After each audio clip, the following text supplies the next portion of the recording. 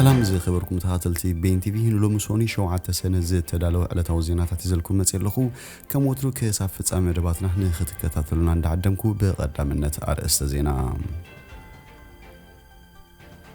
سبسلطان ኢትዮጵያ ንመውጻ ሰራዊት ኤርትራ ካብ ትግራይ በዝምልከት ተገራጫዊ መግለጺታት ይህቡ ዴንማርክ ሓተት ዕዋን ምላስ ኤርትራ ምስ እትርከበን ሃገራት ተዘራርብ ምህላዋ ተሓቢሩ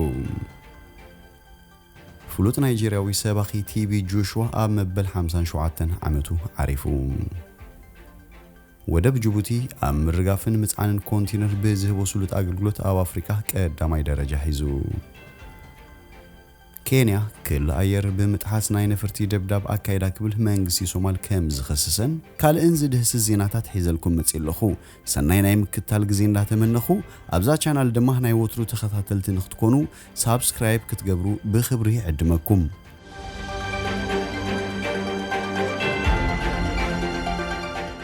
سبسلطان ኢትዮጵያን መውጻ ሰራዊት ኤርትራ ካብ ትግራይ በዝምልከት ተገራጫዊ መግለጺታት ይህቡ ሰራዊት ኤርትራ ካብ ትግራይ ኮጽ ጀሚሩ ኣብ ዝበሃሉ ዘለዋን ሰበስልጣን መንግስት ኢትዮጵያ ተገራጫዊ መግለጽታት ይህቡ ከም ዘሎ ተፈሊጡ ወሃብ ቃል ሚኒስትር ጉዳያት ወጻኢ ኢትዮጵያ ካብ ጋዜጠኛታት ንዝቀረበሉ ሕቶ ኣብ ዝሃቦ ምላሽ ተስፋ ይገብር ሓደ መዓልቲ ሰራዊት ኤርትራ ይወጽ ይኾን ይክብል ገሊጹ አምባሳደር ዲና ሙፍቲ ኣብቲ ምስ አሜሪካ ተፈጢሩ ዘሎ ዲፕሎማሲያዊ ወጥሪ ንምፍታሕ አማለድቲ ንልኽ ኣለና ዝብሉ አጋጣሚ በሰበስልጣን ኢትዮጵያ ዝወሃብ ዘሎ መግለጺታት ውልቃዊ ሪኢቶታቶም ዳእምበር ንፌደራላዊ መንግስት ወኪሉ ዝዛረብ ሚኒስትር ጉዳያት ወጻኢ ሃገር ጥራይ ምዃኑ ሓቢሩ አቀድማ ቢሉ ሰበስልጣን ምምሕዳራት ኦሮሚያ ድኽነትና ሪኣ ዓለም ዘርያትልና መባሎም ኣብ ፌደራላዊ ምምሕዳርታ ሃገር ከዘራርብ ጸኒሑ ሕብራት መንግስታት አሜሪካን ሕብረት ኤውሮፓን ዝርከቦም ማሕበረሰብ ዓለም ኣብ ኢትዮጵያ ሻሙናይ ወራ አውጽሩ ዘሎ ኪናት ንኽዓርፍ ተቀዳማይ ስጉምቲ መውጻ ሰራዊት ኤርትራ ካብ ትግራይ ይኽብል በተደጋጋሚ ጸውጢ ክገብር ጸኒሑ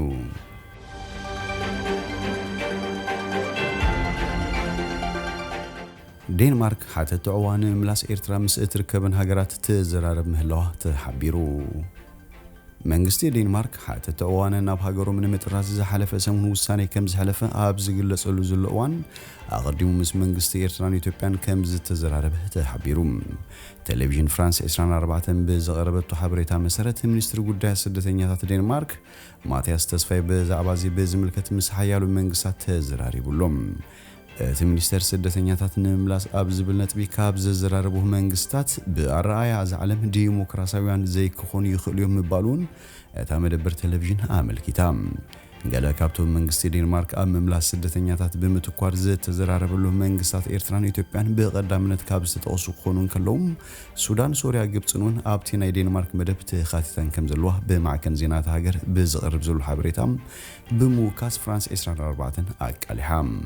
እቲ መንግስቲ ብዛዕባ መምላስ ሓተት ተዋብ ዝምልከት ካብ ኤርትራን ኢትዮጵያን ይኹን ካልኦት ሃገራት ዝተዋበ ገብረ መልሲ በዝርዝር እኳ እንተዘይተፈለጠን ኣወንታዊ ከም ዘይኮነ እዩ ተገሊጹ ዴንማርክ ካብ ሊብያ ተመሊሶም ኣብ ሩዋንዳ ግዚያዊ መጽንሒ ጋሻራ ብዛዕባ ዝርከቡ መብዛሕቶም ኤርትራውያን ዝኾኑ ስደተኛታት በዝምልከቱን ምስ መንግስቲ ሩዋንዳ ዝርብ ኣካይዳያ ዕላማት ዝርብ ካብ ዴንማርክ ወጹ ዝተወሰነሎም ግና ሃገሮም ዘይተቀበለቶም ሓተት ተዕዋም ኣብ ሩዋንዳ ብዛዕባ ክጣይሱ ዝኽእሉ መስርሕ ንምዝታይ ምዃኑ ተኣንፊቱ እታ ዶባታን ስደተኛታት ዕጹብ ክትገብር ምዃና ትገልጽ ዘላ ኣብ ስካንዲኔቪያ እትርከብ ኤውሮጳዊት ሃገር ኣብዘን ዝሓለፈ 5 ዓመታት ብገምጋም ኣስታት 2500 ሓተት ተዕዋ ጥራያ ክትምዝግብ ጸኒሓ መብዛሕቶም ኣብ ሃገር ዕባን ምሕታት ዝተመዝገቡ ስደተኛታት ሶሪያ ኤርትራ ኢትዮጵያን ሱዳን ምዃኑ ጸብጻባት ክፍሊ ስደተኛታት እታ ሃገር የመላኽቱ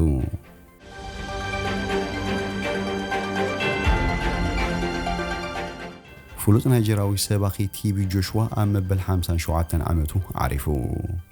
ሓደ ካብ መንጎ ጽለውቲ ዝበሃሉ አፍሪካውያን ሰብኽቲ ወንጌል ዝነበረ ናይጄሪያዊ ቲቢ ጆሹዋ ኣብ መበል 57 ዓመቱ ዓሪፉ ልዕሊ 5 ሚልዮን ኣብ ዘለዎ ፌስቡክ ዝተጠቀመ መልእኽቲ ኣምላኽን ኣገልጋሊኡ ወሲዱ ክብል ንሕልፈት ወግዓዊ ገይሩ ንሱ በቀዳም ቀጥታዊ ናይ ቪድዮ ስብከት ካብ ዝፍኑ ኣብ ውሽጢ ሓፂር ሰዓታት ከም ዝሞት ክግለጽ እንከሎም መንቀሊ ሞቱ ግን ወግዓዊ ኣይተገበረን ኣብ ስርዓተ ምፍናው ሬሳ ሰባኺ ቲቢ ጆሹዋ ካህል ዓሎት መርሃት አፍሪካ ዝርከቦም بعسرتታት ኣሽሓት ኣፍሪቃውያን ሰዓብቱ ክርከቡ ተጽቢት ይግበር እንተኾነ ገለ ዝህቦም ኣስተምህሮን ተግባራቱን ኣዘራረብቲ ምዃኖም ኣይተረፉን ኣብ ወርሒ ሚያዝያ ዩቲዩብን ሓደ ናይ ቪድዮ መልእኽቱ ናይ ጽሊት ዘረባ ክብል ኣልይዎ ነይሩ እዩ ነዚ ዝገበረሉ ምክንያት ድማ ንሱ ንሓደ ገይነ ምፍዋስ ብዝብል ጸሎት ተካይድ ዘርኢ ቪድዮ ብምንባር እዩ ፌስቡክ ብወገኑ ቲቪ ጆሽዋን ሓንቲ ሰበይቲ ክጽፋ ከሎ ዘርኢ መልእኽቲ ኣልዒልሉ ምንባሩ ይዝከር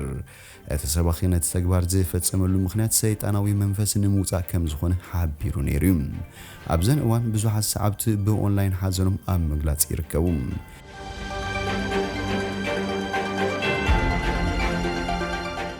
ወደብ ጅቡቲ ኣብ ምርጋፍን ምጽዓንን ኮንቲነር ብዝህቦ ስሉጥ ኣገልግሎት ኣብ ኣፍሪቃ ቀዳማይ ደረጃ ሒዙ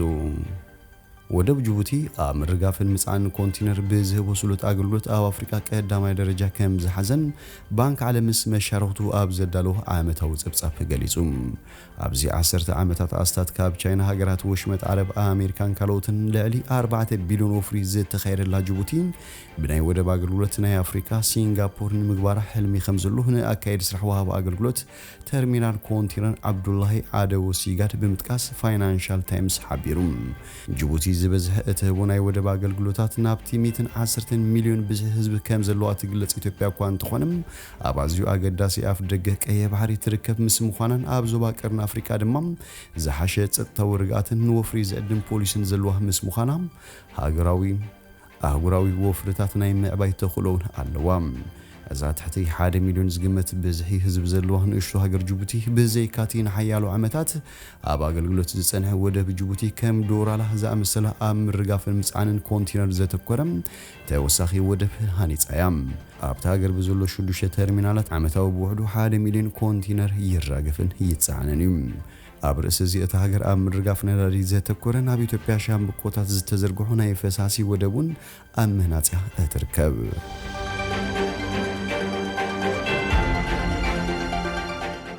ኬንያ ክልል ኣየርና ብምጥሓስ ናይ ነፈርቲ ደብዳብ ኣካይዳ ክብል መንግስቲ ሶማል ከሲሱ ሶማል ብዘቕረበቶ ክሲ መሰረት ኣብ ዞባ ጌዶ ናይ ርእሰ ምምሕዳር ጁባላንድ ኣብ ዝርከቦ ኤል ዓደን ሒሳ ኣጉርን ዝተባሃለ ዓድታት ብ3 ሰነ ተኻይዱ ዝተባሃለ ናይ ነፈርቲ መጥቃዕቲ ቆልዑን ደቂ ኣንስትዮን ዝርከቦም ሓያሎ ሰላማውያን ሰባት ተቐቲሎም ኬንያ ብልዕሊ ሶማል ተጻቦታት ከተካይድ እዚ ናይ ፈለማ ኣይኮነን ዝበለ ሚኒስትሪ ጉዳያት ወጻኢ ሶማል እቲ ጉዳይ ናብ ሕብረት ኣፍሪካ ከም ዘቕርቦ ኣፍሊጡ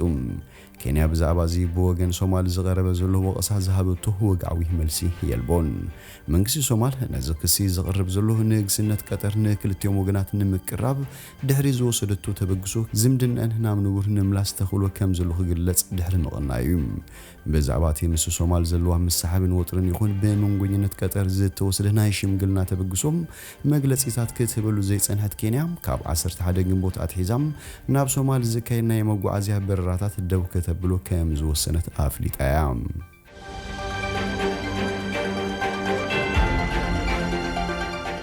ዕጡቓት ቡርኪና ፋሶ ልዕሊ 137 ቀቲሎም ዕጡቓት ቡርኪና ፋሶም ኣብ ሰሜናዊ ክፋል ቡርኪና ፋሶ ትርከብ ሓንቲ ገጠር ልዕሊ 132 ሰባት ከም ዝቐተሉ መንግስቲ ሃገር ገሊጹ እቲ መጥቃዕቲ ኣብቲ ሃገር ዛጊት ካብ ዝተፈጸሙ መጥቃዕታት እቲ ዝኸፍአ ከም ዝኾነ ተሓቢሩ ኣብቲ መጥቃዕቲ ገዛውትን ዕዳጋን ከም ዝተቓጸሉ ዝተገለጸ ክኸውን ከሎ ብዛዕባ እቲ መጥቃዕቲ ሓላፍነት ዝወሰደ ኣካል የለን ተባሂሉ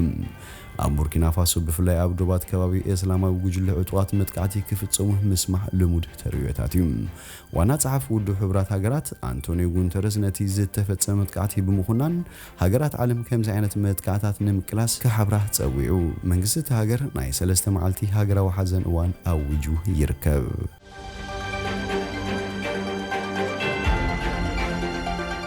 ዝኸበርኩም ተኸታተልቲ ቤን ቲቪ ንሎሚ ዝብልናዮ መሰናዶና ኣብዚ ወዲና ኣለና ምሳና ስለ ዝጽናሕኩም ብልቢ ነመስግን ሰናይ ንዓኹም